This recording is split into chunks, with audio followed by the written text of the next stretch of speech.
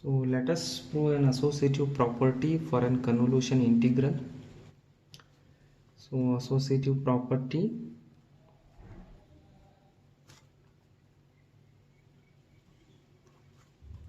for an convolution integral. So let us consider x of t star h of t star z of t, which is equal to x of t star h of t star z of t. So as we already know, the convolution integral obeys the associative property. So now let us prove this one. Proof: you know, the convolution integral has been applied between two signals. So one is the input signal, one more is the impulse response. So here three terms are there. Look at there: x of t, h of t and z of t. So I can't write directly the formula, so that's why I am assuming x of t star h of t as f1 of t. This one I am considering as a f1 of t.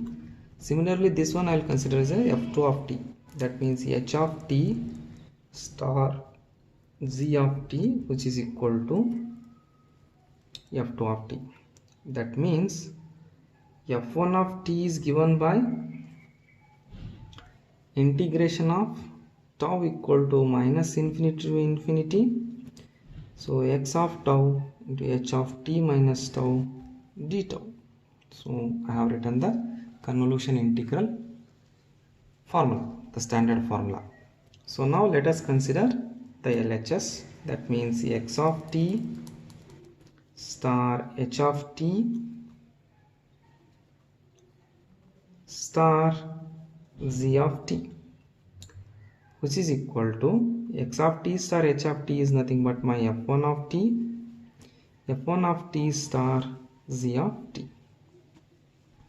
Now the convolution between f1 of t and z of t I have to write. So for f1 of t, that means convolution between x of t and h of t, I use the variable tau.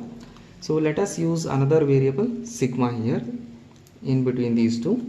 That is sigma equal to minus infinity to infinity f1 of sigma z of t minus, if tau you are writing, instead is z minus t minus sigma you have to write z of. So with respect to d sigma here, how I have written d tau here, like that only I have written d sigma. Now next I am going to introduce the value of f1 of sigma here. Look at here, if it is f1 of t, this formula, the same formula if write for f1 of sigma means wherever t is present you replace by sigma. So that will become the f1 of sigma. So therefore I can write, so this integration I will keep as it is, sigma equal to minus infinity to infinity. So f1 of sigma, inside the bracket I am going to write integration of, so tau equal to minus infinity to infinity x of tau h of sigma minus tau d tau. So bracket complete. So next my term is z into t of sigma d sigma. So I have written as it is.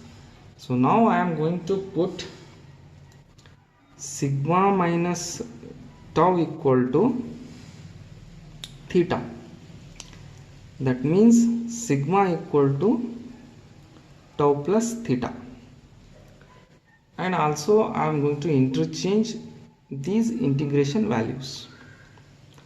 So let us write that one. So integration of, I am going to write tau equal to minus infinity to infinity, so x of tau. So now integration of, once you taken sigma minus tau equal to theta, so Here if I introduce, that means theta value, sigma minus tau equal to theta, I can write here h of theta.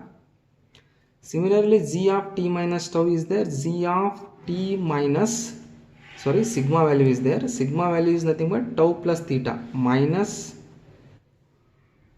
this term, sigma, that is minus tau minus theta I am going to get. So which is equal to, so d sigma, because sigma minus tau I am introducing theta, so now you, instead of d sigma you are getting, you will get d theta.